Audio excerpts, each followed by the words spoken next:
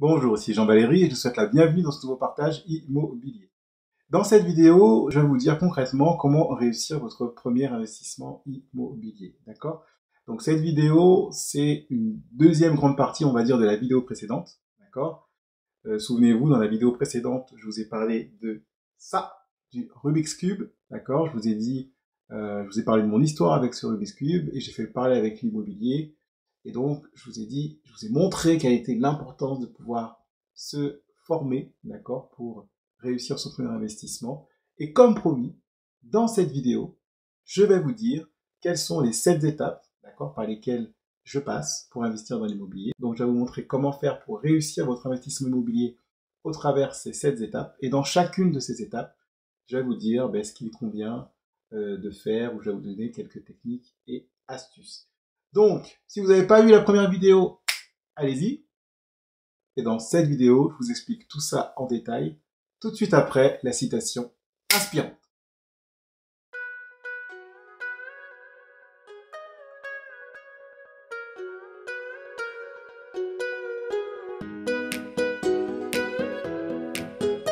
Alors, avant de rentrer dans le vif du sujet, je vous invite à faire les deux actions suivantes. La première, c'est de vous abonner à la chaîne en cliquant sur le bouton qui se trouve sur la vidéo ou juste en dessous. Ainsi, vous serez sûr d'être averti lorsque je publierai une prochaine vidéo. Et la seconde action, donc si vous êtes nouveau sur la chaîne ou si vous démarrez dans l'investissement immobilier, je vous invite fortement à cliquer sur le premier lien qui se trouve dans la description pour que vous puissiez avoir accès à votre cadeau de bienvenue. Donc ce cadeau de bienvenue est un pack de formation, le pack Immo Starter. Donc j'ai créé ce pack spécialement pour vous, pour que vous puissiez réussir votre premier investissement immobilier rentable. Donc pour info, ce pack de formation est 100% offert pour l'instant. Donc je vous invite vraiment à cliquer sur le lien pour que vous puissiez y avoir accès gratuitement. Alors, comment réussir votre premier investissement immobilier? On va aller tout de suite sur mon ordinateur pour que je vous explique tout ça. Alors, pour réussir votre premier investissement immobilier, il y a des choses à savoir ou à faire, d'accord, pour que vous puissiez réussir. Donc, je vous explique ça en détail. La première chose, première étape, il faut que vous ayez un mindset de gagnant, d'accord? Il faut que vous ayez un état d'esprit qui soit fait pour l'investissement immobilier. Quand je dis qu'il soit fait pour l'investissement immobilier, eh bien, comme je l'ai déjà dit, l'investissement immobilier, c'est pas forcément un chemin tout rose, d'accord? Il peut y avoir des embûches, il peut y avoir des imprévus. Et pour cela, il faut vraiment que vous ayez un état d'esprit de gagnant pour pouvoir aller au-delà de ces aléas, au-delà de ces imprévus, au-delà de ces problèmes qui vous tombent dessus. D'accord? Il faut vraiment que vous ayez le mindset adéquat pour ça. D'accord? Donc l'immobilier, c'est très bien, il y a des bonnes choses. Je vous avoue que quand le loyer il tombe et que du coup je perçois mon cash flow, ben forcément, ça fait plaisir. D'accord? Maintenant, quand vous avez un locataire qui ne paye pas, parce que ça m'est déjà arrivé d'ailleurs, hein, j'ai déjà fait une vidéo sur le sujet, ou alors quand vous avez des travaux qui se passent pas aussi bien que vous l'auriez souhaité, ou alors quand vous avez des choses à faire, vous avez quelque chose qui vous tombe dessus, un imprévu, et donc vous devez allonger des sous pour pouvoir réparer ce qui doit réparer. Ça ne fait pas forcément plaisir, mais au global, c'est une très bonne chose l'immobilier, une fois que c'est bien géré, une fois que la transaction a bien été faite. Donc par rapport au mindset, il faut vraiment que vous puissiez avoir un pourquoi fort, d'accord, pour que vous puissiez avoir votre mental de gagnant. C'est parce que vous saurez pourquoi vous investissez dans l'immobilier que vous allez pouvoir être motivé pour pouvoir affronter toutes les choses moins bonnes qui peuvent éventuellement vous tomber dessus. Toujours dans le mindset, je vous recommande d'écouter ceux qui ont déjà des résultats, d'accord? Parce que ceux qui ont des résultats, eh bien, ils vont pouvoir mieux vous guider que ceux qui n'en ont pas, tout simplement. Je vous recommande aussi de fixer des objectifs et de passer à l'action, d'accord? Pour que vous puissiez avancer, tout simplement. Donc voici dans cette première étape de mindset ce que je vous recommande de faire. Deuxième étape, ça concerne les finances personnelles. Mettez de l'ordre dans vos finances personnelles, mettez de l'ordre dans vos comptes. Ça, c'est impératif. Regardez vos relevés de compte. Si vous voyez qu'il y a des choses pas bonnes, quand je dis des choses pas bonnes, ça veut dire si vous voyez qu'il y a trop de crédit, si vous voyez que vous êtes à découvert, d'accord? Si vous voyez qu'il y a des avis tiers détenteurs ou des agios, ça c'est des choses pas bonnes hein, qui peuvent être rédhibitoires pour le banquier. Et même pour vous, ça montre que vous n'avez pas une très bonne gestion de vos comptes. Donc mettez de l'ordre dans vos comptes, d'accord? Si vous avez ce type de choses, eh bien faites en sorte de ne plus les avoir, d'accord? Ça sera bénéfique pour vous, avant tout, avant d'être bénéfique pour le banquier, ce sera bénéfique pour vous. Deuxième chose, dans cette partie finance personnelle, je vous recommande d'avoir de l'épargne. C'est vrai que si vous pouvez investir sans mettre de l'apport, c'est mieux, c'est ce que je vous recommande, mais ne pas mettre d'apport ne veut pas dire ne pas avoir d'épargne, d'accord? C'est toujours intéressant d'avoir une épargne de précaution, c'est intéressant pour vous, et si vous avez une épargne, eh bien c'est plus facile, vous avez plus d'armes.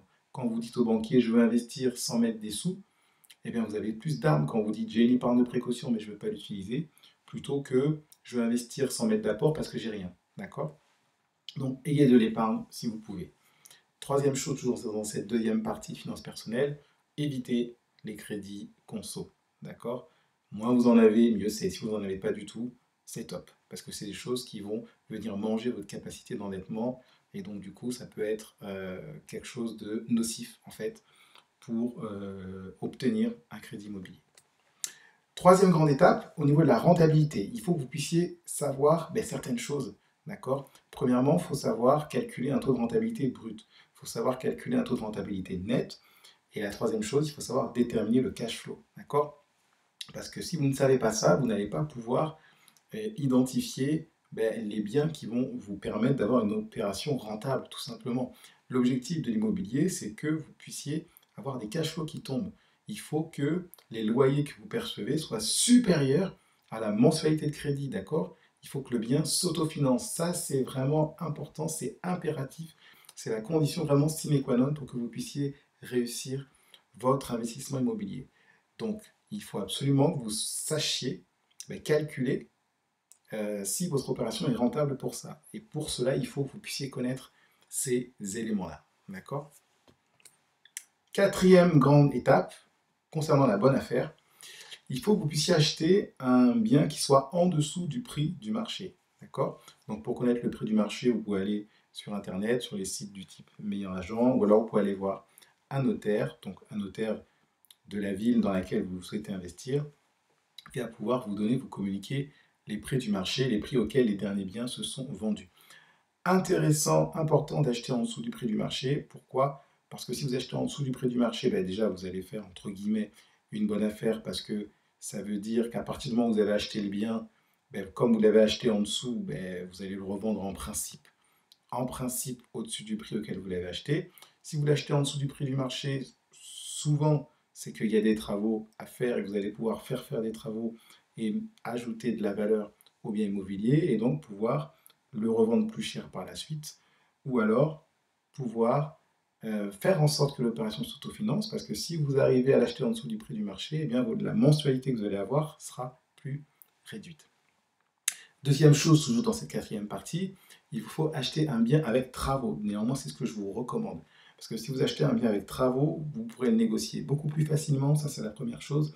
Et deuxième chose, ça va être beaucoup plus avantageux fiscalement pour vous. D'accord? Je ne vais pas revenir sur la partie fiscale parce que j'ai une série de vidéos sur la fiscalité, d'accord? Et dans cette série de vidéos, je parle vraiment de choses essentielles à connaître. Donc je vous invite à aller voir cette série de vidéos si toutefois au niveau fiscal, vous n'êtes pas trop à niveau, entre guillemets. Troisième chose, c'est que je vous invite à privilégier la location meublée. D'accord? Privilégier la location meublée parce que fiscalement, c'est beaucoup plus intéressant. Vous allez pouvoir utiliser le régime LMNP, loueur meublé non professionnel, au régime réel simplifié. Pareil, si ce que je viens de vous dire, c'est du charabia, je vous invite à aller voir la série de vidéos sur la fiscalité. Cinquième grande étape, au niveau de la banque maintenant. Je vous recommande de choisir la durée de prêt la plus longue. Pourquoi? Parce que plus la durée de prêt est longue, moins votre mensualité sera élevée. D'accord? Alors quand je dis la plus longue, entendons-nous bien. Prendre un prêt de 35 ans, moi personnellement, je ne vous recommande pas. La durée idéale que je préconise, c'est 25 ans, si vous pouvez. Maintenant, au-delà de 25, 30, 35 ans, moi, je ne vous recommande pas. Donc, quand je dis la durée la plus longue, je parle de la durée de 25 ans. D'accord? Privilégiez un prêt à 25 ans plutôt qu'un prêt à 20 ans. Maintenant, tout va dépendre de la banque. d'accord? Mais vous pouvez aller voir plusieurs banques. Tout va dépendre de votre situation. Est-ce que vous êtes étudiant? Est-ce que vous êtes jeune? Est-ce qu'au contraire, vous avez 45, 50 ans? Donc ça aussi, c'est des facteurs qui vont jouer sur la durée de prêt que la banque pourra vous accorder. Deuxième chose dans cette partie de la banque, négocier un différé. Ça, c'est ultra, ultra important. Le différé d'amortissement, en fait, c'est une pratique qui vous permet d'acquérir le bien, d'accord? Et une fois que vous avez signé chez le notaire, eh bien, vous avez un certain nombre de mois pendant lesquels vous n'allez pas payer de mensualité, si vous avez un différé total, ou alors vous allez payer juste une partie, d'accord? Ça, c'est très important. Ce différé peut être de 3 mois, de 6 mois, de 12 mois, de 24 mois dans certaines banques et de 36 mois dans certaines banques.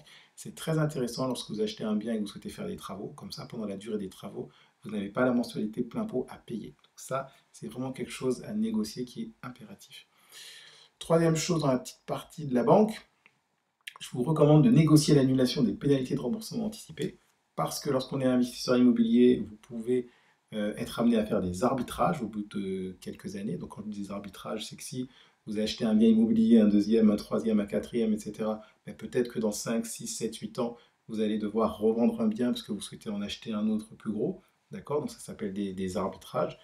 Et donc à ce moment-là, si vous revendez un bien, c'est toujours bien d'avoir négocié au préalable l'annulation des pénalités de remboursement anticipé, parce que si vous ne l'avez pas fait, eh bien, lorsque vous allez vendre un bien immobilier, lorsque vous allez rembourser en tout cas un crédit sur un prêt immobilier, la banque va vous demander de payer 3% sur le capital restant dû. Donc c'est toujours mieux d'éviter d'éviter de payer ces sous-là et de négocier l'annulation des pénalités de remboursement anticipé à la mise en place du prêt. Sixième chose au niveau des travaux. Je vous recommande de faire plusieurs devis, d'accord? Pour que vous puissiez voir quels sont les prix du marché et que vous puissiez voir ce que vous proposent les différents artisans et leurs conditions. Deuxième chose, je vous recommande de vérifier un chantier de l'artisan avant de le choisir. C'est-à-dire qu'une fois que vous avez fait plusieurs devis, vous allez vous dire, tiens, tel artisan me paraît plus fiable. Et bien avant de le prendre définitivement, demandez-lui s'il n'a pas un chantier en cours ou s'il n'a pas un chantier qui vient de terminer, qui peut vous faire visiter. Comme ça vous permet de voir comment il travaille. Et troisième chose, dans cette partie travaux, je vous recommande de prévoir 15% en plus au niveau du prix. D'accord? Ça veut dire que si on vous propose un prix de 100 pour les travaux, je vous recommande de prévoir 115. D'accord? Parce qu'il peut toujours avoir des aléas, des imprévus. Et au niveau du délai, ça veut dire que si on vous dit les travaux se feront en 3 mois, prévoyez 4 mois. D'accord? Prévoyez 4 mois, il y a de la marge pour 4 mois. Comme ça, si vos travaux se terminent dans 3 mois comme prévu, top. Et maintenant, s'il y a du retard, eh bien vous, ça ne va pas vous pénaliser parce que vous aurez été prudent, vous aurez anticipé cette situation. Septième chose, le profil de locataire. Ça aussi, c'est important. Identifiez le profil de votre locataire, d'accord, avant de choisir votre bien immobilier, d'accord. Si vous souhaitez louer à des étudiants, vous allez prendre un bien immobilier qui sera adapté aux étudiants, petite surface, proche d'une université, ou alors grande surface en colocation, mais proche d'une université. Si vous souhaitez louer un bien à une famille, vous allez plutôt privilégier les espaces verts, les parcs, et les écoles, vous voyez au niveau des emplacements. D'accord? Donc, identifiez le profil de locataire que vous souhaitez avoir avant de vous lancer dans votre transaction.